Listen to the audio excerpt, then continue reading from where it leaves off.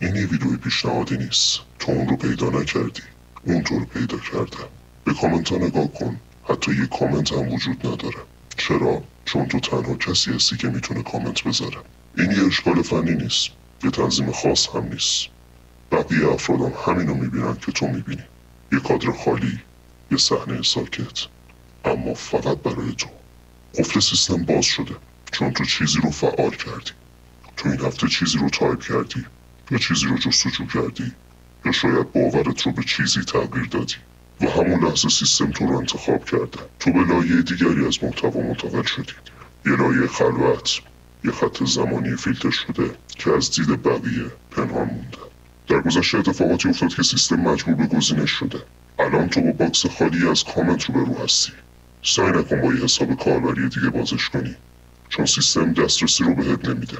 کامنتت رو ثبت کن و در شبیه ساز باقی بمون. سکوت کن و از چیزی که دیدی کسی رو مطلع نکن.